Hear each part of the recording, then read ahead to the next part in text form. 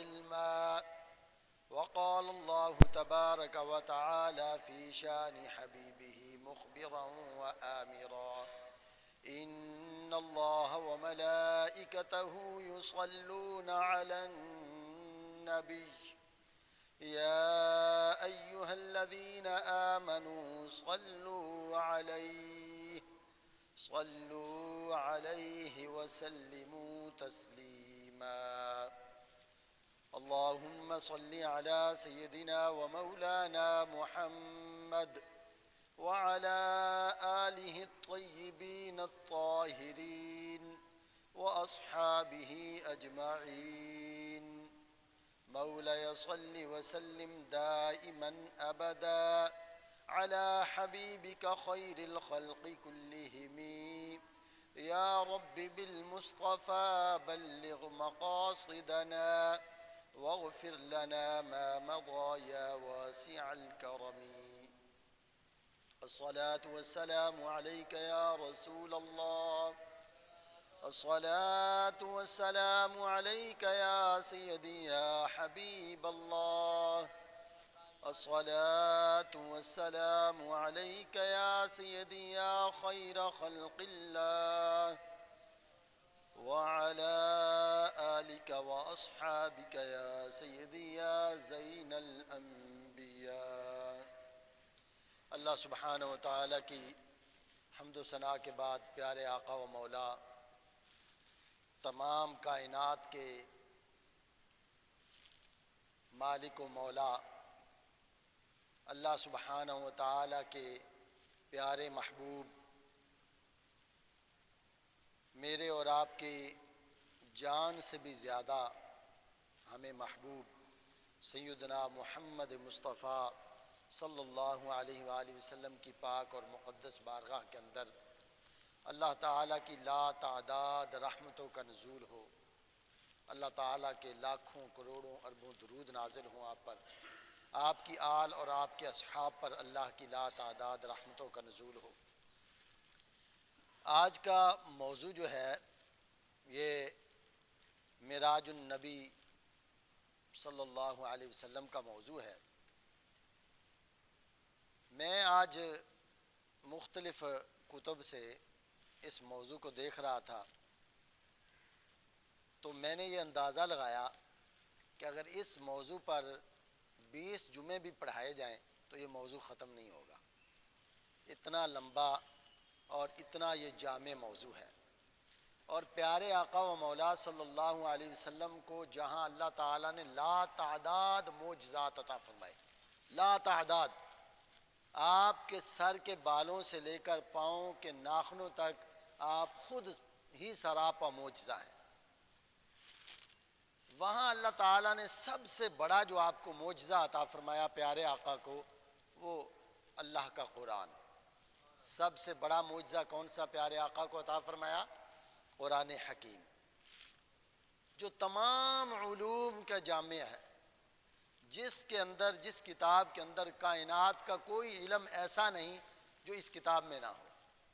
یہ سب سے بڑا پیارے آقا صلی اللہ علیہ وسلم کو اللہ نے یہ معجزہ عطا فرمایا. اس کے بعد جو دوسرا سب سے بڑا معجزہ جس پر علماء متفق ہیں اور فرماتے ہیں کہ سب سے بڑا دوسرا جو معجزہ ہے وہ ہے معجزہ معراج النبی، جو اللہ تعالیٰ نے پیارے آقا کو معراج عطا فرمائی. معراج کا جو موضوع ہے اس کو بیان کرنے کے لیے بندے کو سمجھ نہیں آتی کہ کس جگہ سے میں شروع کروں اور اسے کہاں ختم کروں. اگر صرف اور صرف لفظ معراج پہ بندہ بات کرنی شروع کر دے، اس ایک لفظ پہ، تو اتنی لمبی بات ہو جائے گی کہ اسی پہ ہی آج کا ٹائم جمعے کا ختم ہو جائے گا اور اس پہ بھی پوری بات نہیں ہوگی. معراج عروج سے ہے، یعنی بلندیوں کی بلندی ہی بلندی. لفظ معراج عروج سے ہے. پیارے آقا صلی اللہ علیہ وسلم کو اللہ تعالیٰ نے یہ جو معجزہ معراج عطا فرمایا، اس کے ذریعے پیارے آقا کو جو اللہ نے عروج اور بلندیاں عطا فرمائی ہیں، ان کا کوئی ان کی انتہا نہیں، اور مخلوق کے تو گمان میں بھی وہ بلندی نہیں آ سکتی، وہ عروج نہیں آ سکتا۔ بس آپ یوں سمجھ لیں، ایک بزرگ گزرے ہیں حضرت ابو الحسن رفاعی رحمۃ اللہ علیہ، بہت بڑے شیخ تھے، بہت بڑے اللہ کے ولی تھے۔ وہ فرماتے ہیں کہ میں نے ایک دن اپنی روحانی پرواز کی۔ یہ اہل تصوف سمجھتے ہیں کہ روحانی پرواز کیا ہوتی ہے۔ انہوں نے اپنی روحانی پرواز کی تو کہتے ہیں کہ میں جب روحانی پرواز میں کرتا گیا تو میں نے 70,000 عرش جو ہیں وہ عبور کیے، 70,000۔ جب میں عبور کرتا گیا، بلندیوں سے بلندیوں کو طے کرتا گیا تو مجھے آواز آئی کہ ابو الحسن کہاں کا ارادہ ہے، کس طرف کو جا رہے ہو؟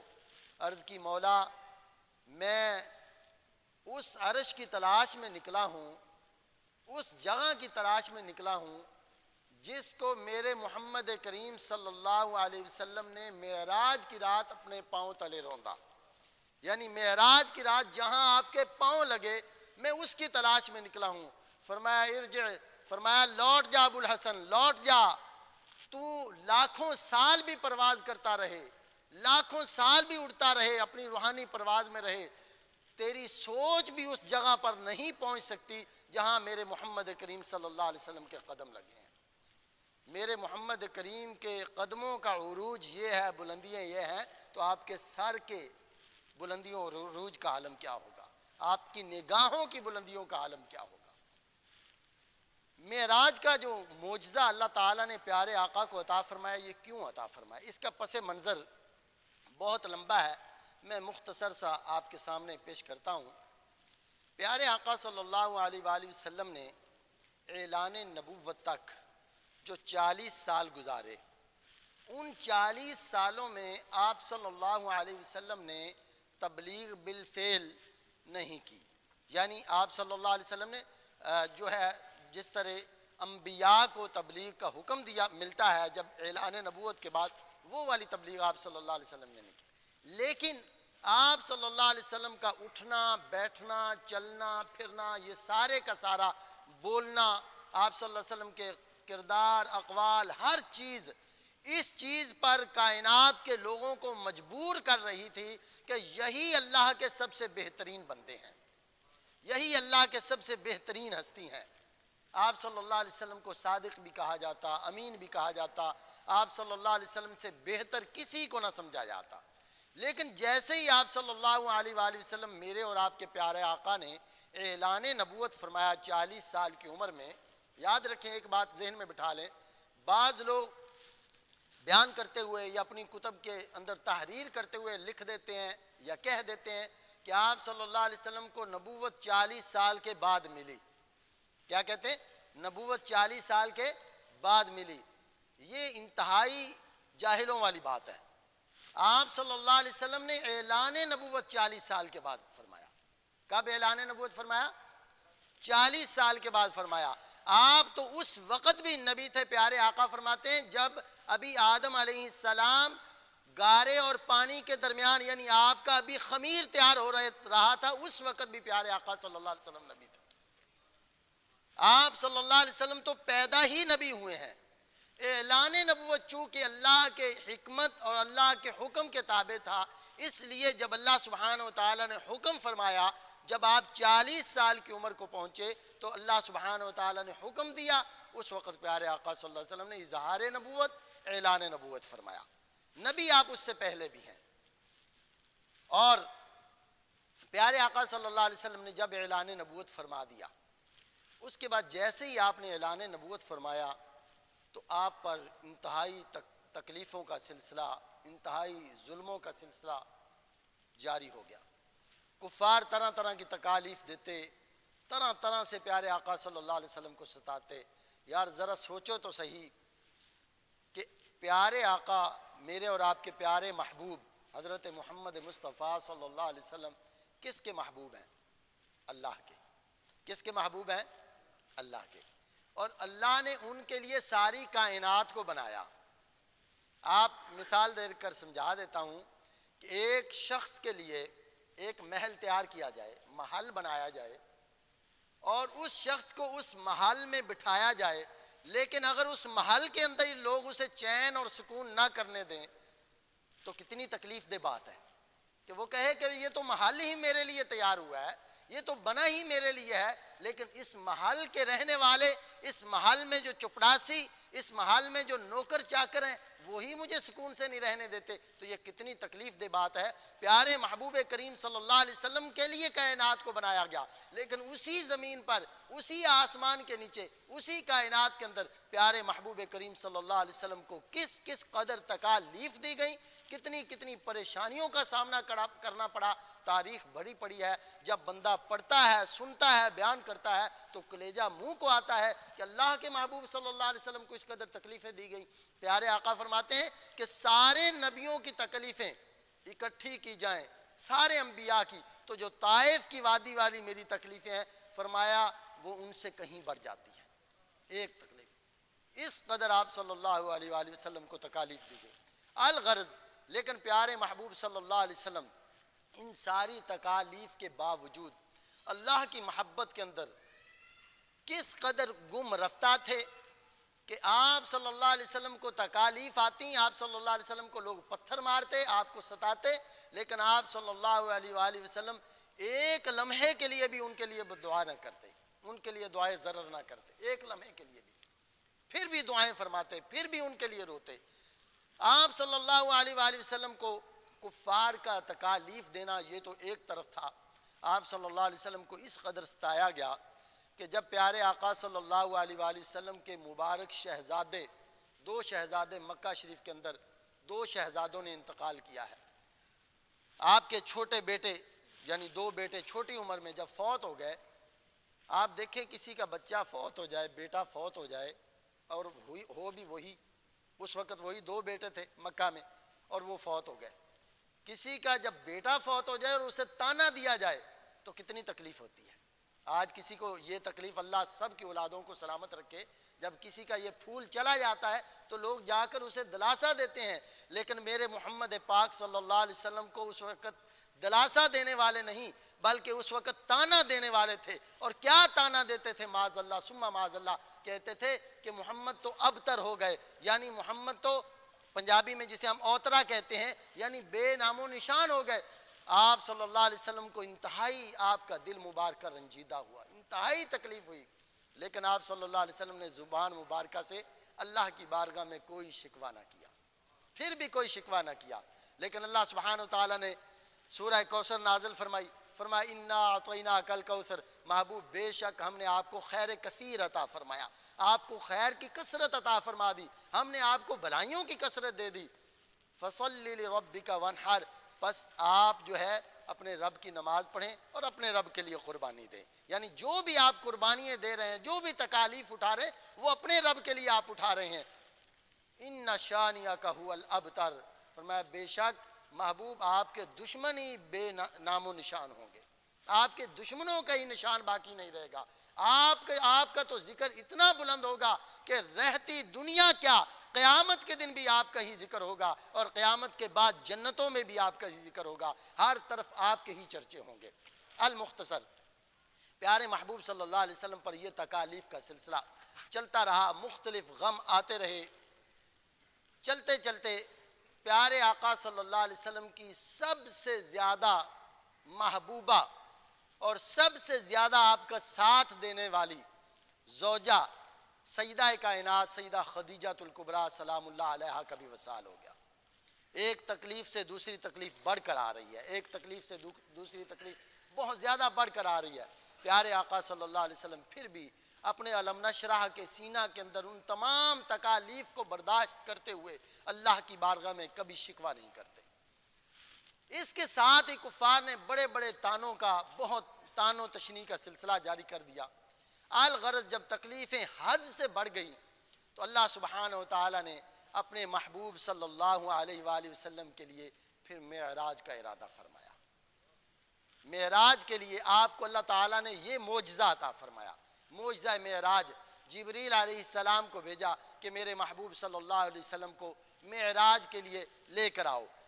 یہاں سے کوشش کریں گے اگلے جمعے بیان کریں گے، ابھی تو ہم صرف اس معجزے پر بیان کریں گے کہ یہ جو معجزہ آپ صلی اللہ علیہ وسلم کو ملا، اگلے جمعے اگر یاد رکھنا ہم جب بیان شروع کریں گے تو جبریل علیہ السلام جب لینے آئے، جس طرح جبریل علیہ السلام گھر میں داخل ہوئے، جس طرح جبریل علیہ السلام نے پاؤں کو چوما، یہاں سے آگے انشاءاللہ بیان شروع ہوگا۔ بہرحال ابھی چونکہ اس معجزے پر بات کرنی ہے کہ سیدنا محمد مصطفیٰ پیارے آقا صلی اللہ علیہ وسلم کو جو اللہ تعالیٰ نے یہ معجزہ عطا فرمایا، معجزہ معراج، یہ اللہ تعالیٰ نے کیوں عطا فرمایا اور یہ کتنا بڑا معجزہ ہے؟ معجزہ کہتے کسے ہیں؟ لفظ معجزہ ہم سنتے رہتے ہیں نا، بعض مرتبہ ہمارے لوگ کسی عام دنیا کی بات کو بھی معجزہ کہہ دیتے ہیں اور کہہ دیتے ہیں جی میرے لیے آج بہت بڑا معجزہ ہوا، یا میرا یہ معجزہ ہو گیا، یا فلاں بندے کا یہ معجزہ ہو گیا۔ یاد رکھیں کہ لفظ معجزہ صرف اور صرف انبیاء کے لیے ہے۔ کن کے لیے ہے؟ ہم کسی ولی کے لیے بھی یہ لفظ نہیں بول سکتے، صحابہ کے لیے بھی یہ لفظ نہیں بول سکتے۔ معجزہ صرف اور صرف انبیاء کو عطا ہوتا ہے، نبیوں کو عطا ہوتا ہے۔ اور معجزہ کہتے کسے ہیں؟ معجزہ کی تعریف کیا ہے؟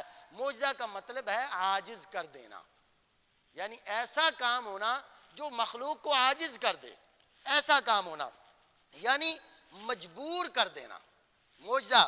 اور معجزہ ایسا یعنی ایسی چیز کو کہا جاتا ہے جو دیکھنے والا حیران ہو جائے، جس سے یعنی عقل کو حیران کر دے، اور جہاں سائنس اور اسباب جو ہیں ختم ہو جائیں، جس کو سائنس اور اسباب ناممکن سمجھتے ہوں اس کا ممکن ہو جانا یہ معجزہ ہے۔ مثال کے طور پر آپ دیکھیں کہ چاند کا، سائنس اس بات کو نہیں مانتی کہ چاند جو ہے وہ نیچے آ جائے، چاند انسان کے قدموں میں آ جائے۔ سائنس اور عقل یہاں دنگ ہے، جواب دے جاتی ہے کہ چاند ایک اتنا بڑا سیارہ ہے جو اس زمین سے بھی بڑا ہے۔ سائنسی اعتبار سے اگر آپ دیکھیں تو چاند اس زمین سے بھی بڑا ہے، اور چاند کا نیچے آ جانا اور دو ٹکڑے ہو جانا اور نبی کریم صلی اللہ علیہ وسلم کے قدموں میں آ جانا، یہ عقل نہیں مانتی، یہ سائنس نہیں مانتی، لیکن اسی کو معجزہ بولتے ہیں، جس کو جہاں سائنس بھی مجبور ہو جائے اور عقل بھی مجبور ہو جائے اسی کو معجزہ کہتے ہیں، اس کام کو معجزہ کہتے ہیں۔ اور یہ معجزہ پیارے ہر نبی علیہ السلام کو اس کے وقت کے اعتبار سے معجزات دیے گئے۔ یعنی مثال کے طور پر حضرت داؤد علیہ السلام کے دور کے اندر لوہے کے کام کرنے والے، لوہے کے نقش و نگار بنانے والے بڑے ماہر تھے کہ لوہے سے ایسی ایسی چیزیں بناتے، ایسی ایسی چیزیں تراشتے کہ لوگ حیران ہو جاتے، اتنی اتنی خوبصورت چیزیں بناتے۔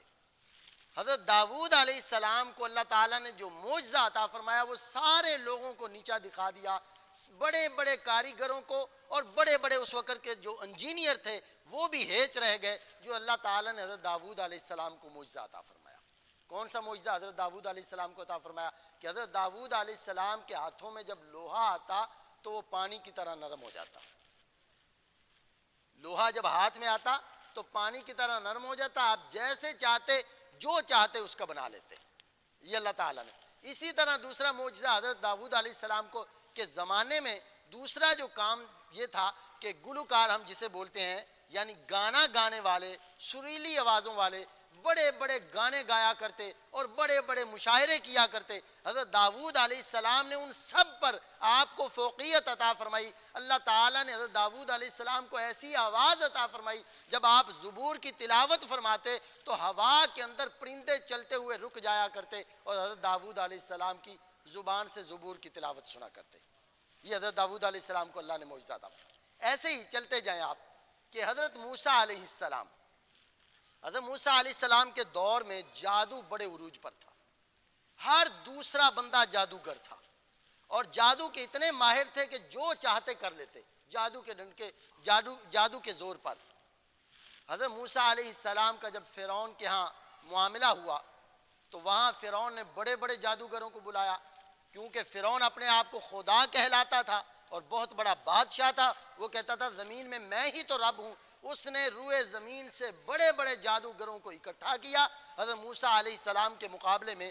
جب حضرت موسیٰ علیہ السلام کے مقابلے میں بڑوں بڑوں کو اکٹھا کیا تو اللہ تعالیٰ نے حضرت موسیٰ علیہ السلام کو معجزہ کون سا عطا فرمایا؟ اللہ تعالیٰ نے حضرت موسیٰ علیہ السلام کو ایک عصا جو آپ کے پاس تھا، فرمایا موسیٰ علیہ السلام فرمایا یہ تیرے لیے میں معجزہ یہ تجھے دے کر بھیج رہا ہوں، جا اس کو پھینک دینا، یہ بہت بڑا اژدہا بن جائے گا، بہت بڑا سانپ بن جائے گا۔ جب موسیٰ علیہ السلام نے اس عصا کو پھینکا تو جتنے جادوگروں نے رسیوں کے سانپ بنائے تھے بڑے بڑے، اس عصا نے، اس لاٹھی نے سارے کے سارے سانپوں کو نگل لیا، سارے کے سارے سانپ کھا لیے۔ اور اگلی بات یہ ہے، دیکھیں مثال کے طور پر ایک بوری ہے یا کوئی چیز ہے، اس میں ہم کوئی چیز ڈالتے ہیں تو اس کا حجم بڑھ جاتا ہے، وہ پھول جاتی ہے۔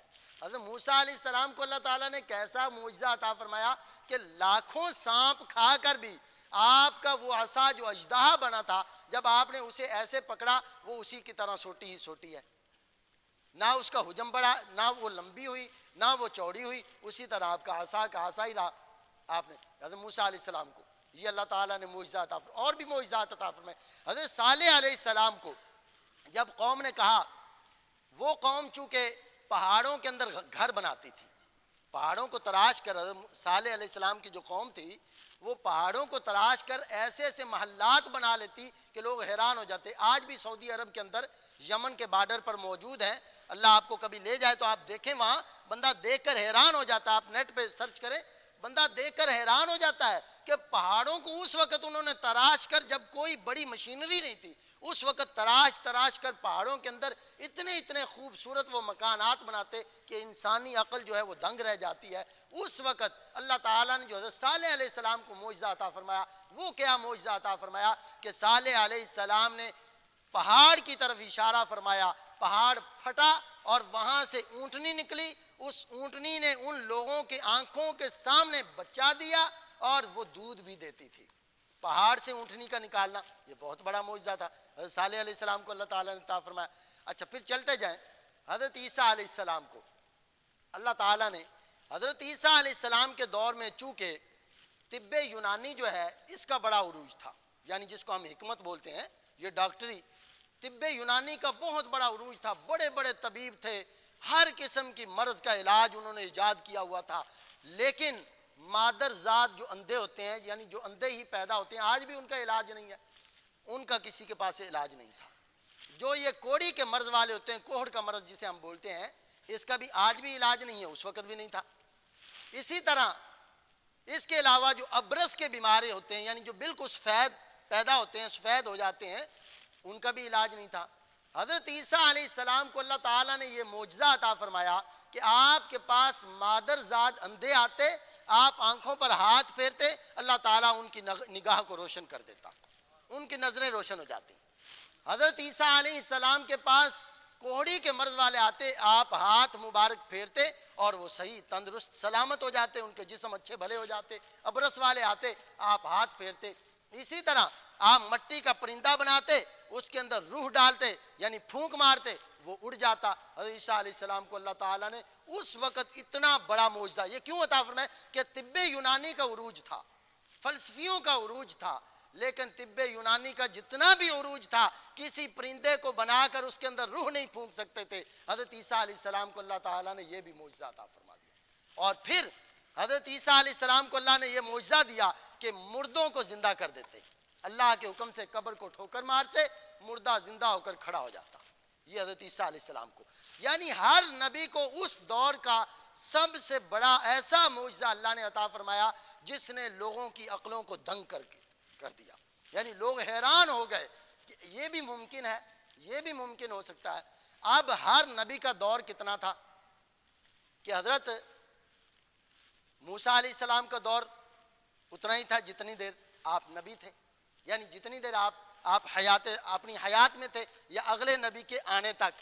حضرت عیسیٰ علیہ السلام کا دور نبی کریم صلی اللہ علیہ وسلم کے آنے تک۔ حضرت صالح علیہ السلام کا ایک علاقہ تھا، ایک دور تھا۔ حضرت داؤد علیہ السلام کا بھی دور اگلے نبی کے آنے تک تھا، یعنی اتنا سا ان کا زمانہ ہوتا۔ اس زمانے کے اعتبار سے اللہ سبحانہ و تعالیٰ ان کو بہت بڑا کوئی معجزہ عطا فرماتا۔ لیکن نبی رحمت صلی اللہ علیہ وسلم، میرے اور آپ کے پیارے آقا صلی اللہ علیہ وسلم کا مبارک دور، آپ کا مبارک زمانہ کتنا ہے؟ آپ نے جب اعلان نبوت فرمایا، قیامت تک کے لیے آپ نبی ہیں۔ باقی انبیاء دنیا سے تشریف لے جاتے، ساتھ ہی دوسرا نبی تشریف لے آتا، ان کی نبوت ختم ہو جاتی، ایک نیا دین آ جاتا، ایک نئی شریعت آ جاتی, ایک نئے نبی تشریف لے آتے اور نئے ہی معجزات آ جاتے.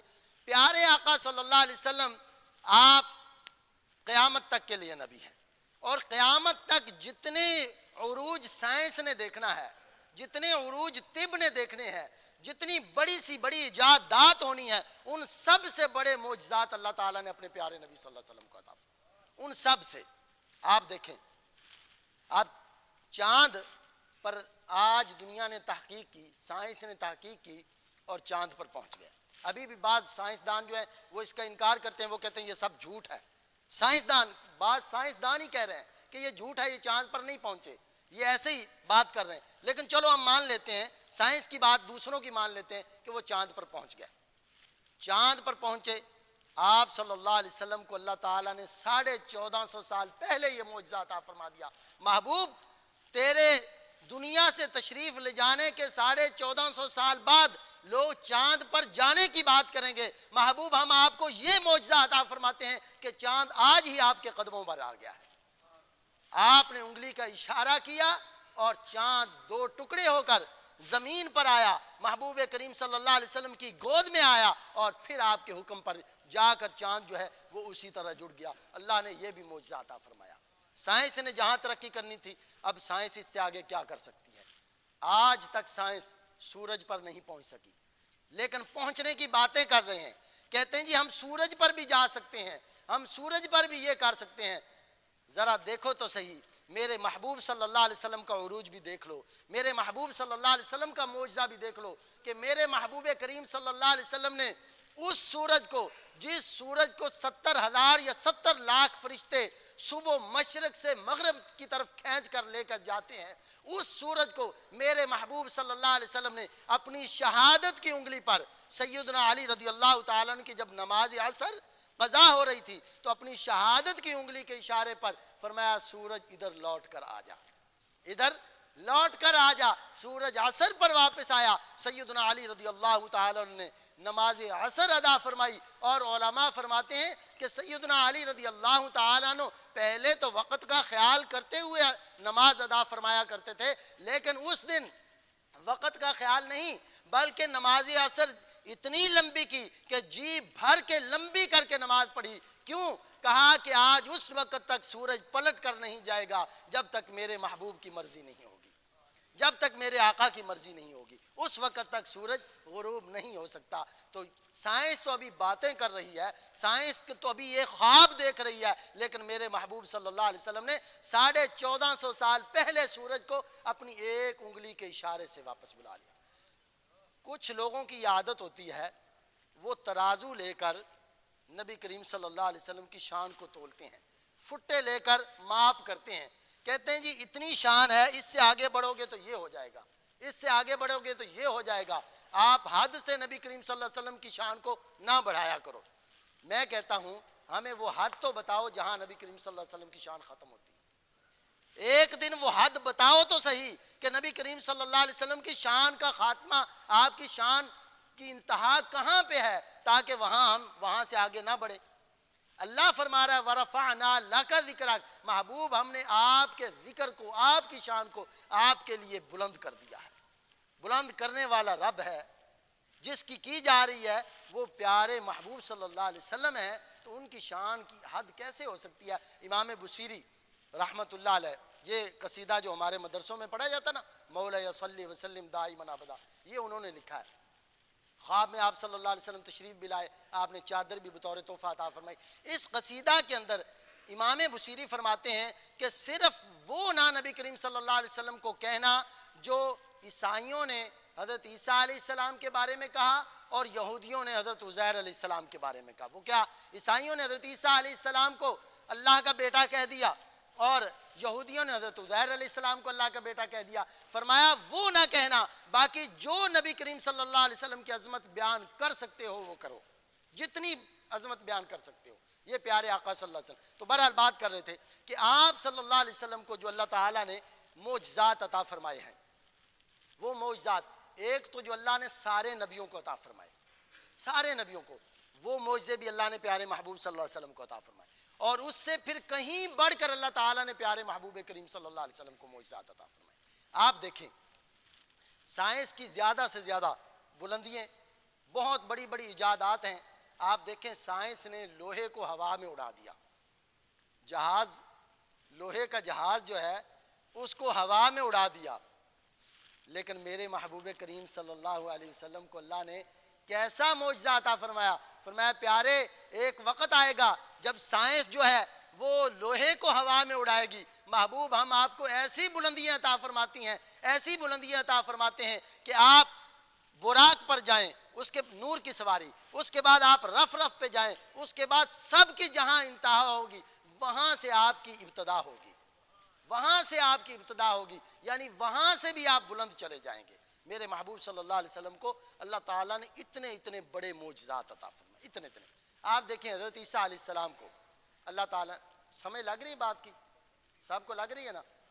حضرت عیسیٰ علیہ السلام کو اللہ تعالیٰ نے ایک معجزہ یہ بھی عطا فرمایا تھا. سورہ آل عمران کے اندر یہ موجود ہے کہ حضرت عیسیٰ علیہ السلام یہ بتا دیتے کہ تم گھر سے کھا کر کیا آئے ہو اور گھر میں چھوڑ کر کیا آئے ہو، اس وقت تمہارے پیٹ میں کیا ہے. حضرت عیسیٰ علیہ السلام کیا بتا دیتے تھے کہ کھا کر کیا اس وقت آئے ہو، تمہارے پیٹ میں کیا ہے، اور گھر میں کتنا چھوڑ کر آئے ہو. یہ سورہ آل عمران آیت نمبر 49 کے اندر یہ موجود ہے. اچھا، حضرت عیسیٰ علیہ السلام کو اللہ نے یہ معجزہ عطا فرمایا. آپ دیکھیں، آپ کو معلوم ہے کہ میں گھر سے کیا کھا کے آیا ہوں، یا مجھے معلوم ہے آپ گھر سے کیا کھا کے آئے؟ کوئی بتا سکتا ہے؟ نہیں. لیکن حضرت عیسیٰ علیہ السلام کو اللہ نے یہ معجزہ عطا فرمایا. اب ذرا بتائیں کہ حضرت عیسیٰ علیہ السلام افضل ہیں یا ہمارے پیارے محبوب حضرت محمد مصطفیٰ صلی اللہ علیہ وسلم افضل ہیں؟ بولیے ذرا. ہمارے پیارے آقا صلی اللہ علیہ وسلم. ایک واقعہ کسی سے سنا تھا کہ ہمارے پاکستان کی بات یہ ہے کہ ایک جگہ پہ ایک شخص جو ہے، وہاں کچھ عیسائی بھی رہتے تھے، کرسچن وغیرہ رہتے تھے. تو ایک مولوی صاحب اپنی مسجد میں بیان کر رہے ہیں، اور بیان کس موضوع پر کر رہے ہیں کہ نبی کریم صلی اللہ علیہ وسلم کو غیب کا علم نہیں ہے. دلیلیں اس پہ دے رہے ہیں. اچھا، جب یہ وہ بیان کر رہے ہیں، انہوں نے گھنٹہ بیان کر لیا.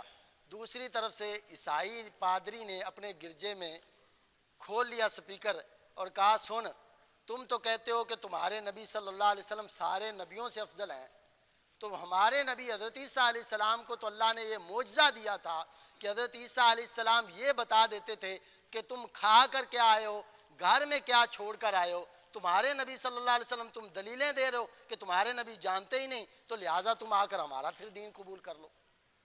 یہ کتنی شرمناک بات ہے کہ کوئی ایک شخص یہ کہے کہ نبی کریم صلی اللہ علیہ وسلم کو تو فلاں چیز کا علم ہی نہیں، فلاں چیز کا علم ہی نہیں.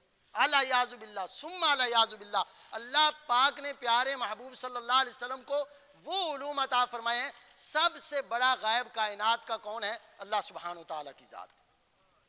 کسی نبی نے بھی اللہ سبحانہ و تعالیٰ کو نہیں دیکھا.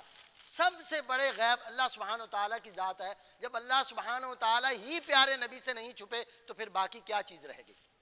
باقی کوئی چیز رہ گئی؟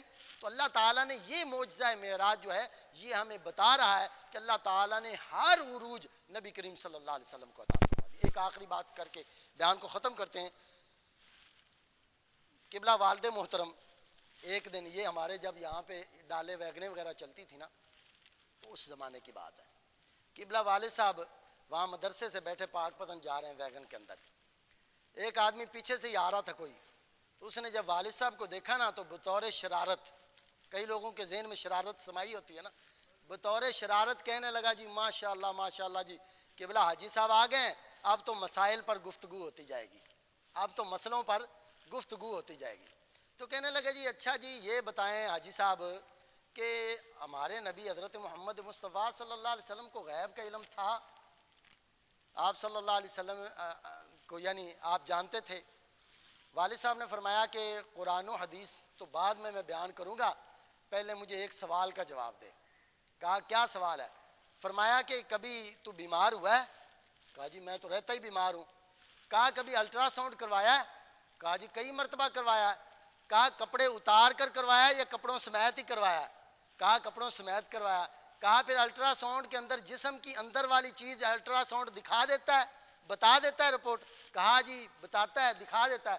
فرمایا والد صاحب نے فرمایا پھر تو نے ایک پلاسٹک کی جو مشین ہے اس سے بھی کمزور اللہ کے محبوب کو سمجھا ہے کہ پلاسٹک کی جو مشین ہے وہ تو تیرے اندر کی بات بھی دکھا دے, اندر کی رپورٹ بھی بتا دے, اور محبوب پاک صلی اللہ علیہ وسلم جن کو اللہ نے اپنا محبوب بنایا اور سارے علوم عطا فرما دیے, کیا ان کی نظر کو اس سے بھی کمزور سمجھا معاذ اللہ؟ تو پیارے آقا یاد رکھیں, میرا یہ مزاج نہیں ہے کہ اختلافی بات کرنا, یہ صرف اور صرف میں اس لیے یہ باتیں کرتا ہوں تاکہ ہم اپنے عقیدے کو محفوظ کر لیں, تاکہ ہم اپنے عشق کو محفوظ کر لیں. یاد رکھو دنیا کے اندر سب سے جو قیمتی چیز ہے وہ انسان کا عقیدہ ہے, سب سے قیمتی چیز.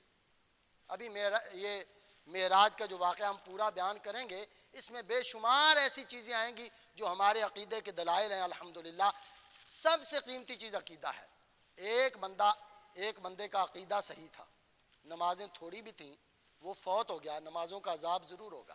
یاد رکھیں جس شخص نے جان بوجھ کر ایک نماز چھوڑی 49 کروڑ سال جہنم میں جلنا پڑے گا. جس شخص نے زکوٰۃ نہ دی اس کو بھی عذاب ہوگا, جس نے گناہ کیا عذاب ہوگا, لیکن عذاب برداشت کرنے کے بعد ایک نہ ایک دن وہ جنت میں چلا جائے گا جس کا عقیدہ درست ہوگا. اور جس کا عقیدہ خراب ہوگا اس کی کوئی چیز بھی قابل قبول نہیں. یاد رکھیں 1 کروڑ روپیہ بھی نقلی جعلی آپ کے پاس ہو تو بازار سے کوئی چیز مل جاتی ہے؟ نہیں ملتی. تو آپ یوں سمجھے جس کا عقیدہ درست نہیں اس کے پاس سب کچھ جعلی ہے, وہ چلا بھی جائے اس کے بدلے جنت نہیں ملے گی. جنت تب ملے گی جب عقیدہ اللہ سبحانہ و تعالیٰ کے متعلق, اللہ کے محبوب کے متعلق, صحابہ کرام کے متعلق, اہل بیت کے متعلق, اولیاء کرام کے متعلق عقیدہ درست ہو. آپ نبی کریم صلی اللہ علیہ وسلم کی ذات تو وراء الورا ہے, آپ کی عظمت تو بلند ترین عظمت ہے. میں تو کہا کرتا ہوں سیدنا نصیر الدین گولڈوی رحمۃ اللہ علیہ ایک بات فرمایا کرتے تھے, آپ فرماتے تھے کہ تو نور اور بشر کے جھگڑوں سے نہیں نکلتا, کبھی یہ بھی دیکھ لیا کر کہ وہ اللہ کے محبوب ہیں. نور اور بشر کی باتیں یہ تو بہت نچلے درجے کی ہیں, فرمایا بس یہی ان کی کیا یہ شان کم ہے کہ وہ اللہ کے محبوب ہیں, وہ اللہ کے محبوب ہیں. تو اس لیے پیارے آقا صلی اللہ علیہ وسلم کے متعلق آپ تو وراء الورا ہیں, کسی ایک ولی کی شان میں چھوٹی سی بے ادبی بھی بندے کا خاتمہ ایمان پر نہیں کرنے دے گی. یعنی ایک چھوٹی سی بے ادبی بھی ہوگی کسی ولی کے بارے میں تو خاتمہ, حدیث پاک ہے من عاد علی ولی فقد آذنت بالحرب, بخاری شریف کے اندر فرمایا جس نے کسی ولی کے ساتھ عداوت رکھی اللہ تعالیٰ کا اعلان جنگ ہے اس کے ساتھ. علماء آپ اٹھا کر دیکھیں بخاری شریف کی شروحات اٹھا کر دیکھیں, لکھا ہوا ہے کہ کسی ولی کے ساتھ یا کسی صحیح باعمل عالم کے ساتھ جو دشمنی رکھتا ہے مرتے وقت اس کا خاتمہ ایمان پر نہیں ہوتا, اللہ تعالیٰ اس کا ایمان مرتے وقت چھین لیتا ہے. ایک ولی کی دشمنی, اور صحابہ, پھر اہل بیت, اور پھر کہاں نبی کریم صلی اللہ علیہ وسلم سید الانبیاء. اس لیے آپ صلی اللہ علیہ وسلم کا عشق اور محبت سب سے بڑی چیز ہے, سب سے بڑی چیز. اللہ سبحانہ و تعالیٰ ہمارے عقیدے کی حفاظت فرمائے, ہمیں ہمیشہ ایمان اور اسلام پر زندہ رکھے. سبحان اللہ.